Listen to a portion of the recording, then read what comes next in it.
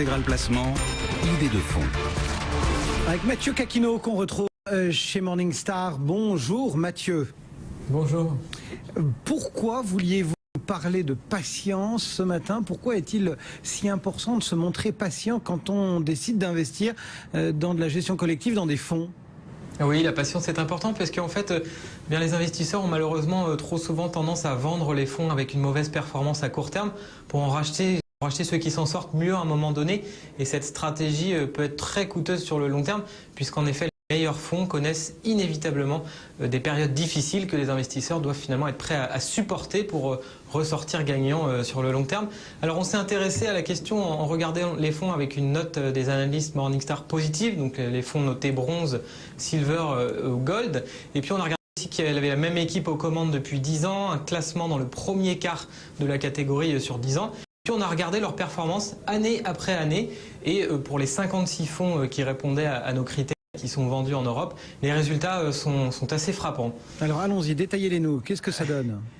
Concrètement, on a mesuré le nombre d'années calendaires où le fonds a sous-performé entre 2005 et 2014. Et un peu plus de la moitié des 56 fonds a sous-performé au moins 3 années sur 10. Si on prend en compte ceux qui ont sous-performé au moins 2 années sur 10, la proportion monte à presque 90%, autant dire une écrasante majorité. Bon, les bases sont posées. Qu'est-ce qui explique finalement ces mouvements que vous avez mis en lumière?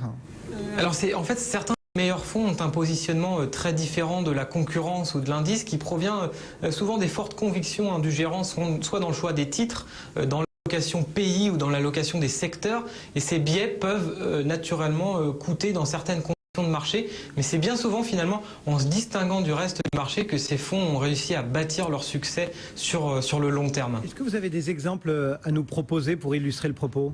Oui, on peut citer notamment le fonds d'action des pays émergents Magellan qui est noté Gold. Ce fonds il a sous-performé 4 années entre 2005 et 2014 et c'est pourtant l'un des meilleurs de sa catégorie sur longue période. Alors qu'est-ce qui explique ça? Eh bien la stratégie en fait est généralement faiblement exposée au secteur financier et à celui qui est aux matières premières. Et donc tout simplement les années où le marché a favorisé ces secteurs, eh bien le fonds a souffert.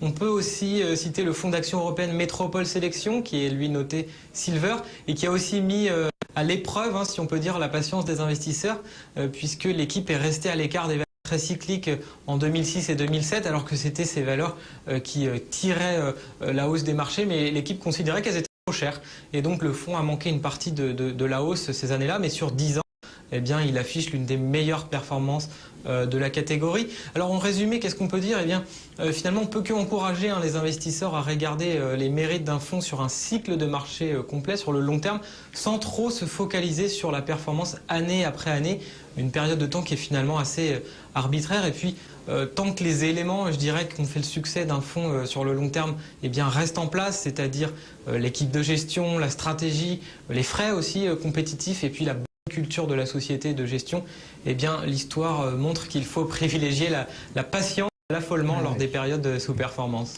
Eh bien voilà le regard de Mathieu Caquino depuis Morningstar. Merci beaucoup Mathieu, je rappelle que vous êtes analyste de fonds chez Morningstar.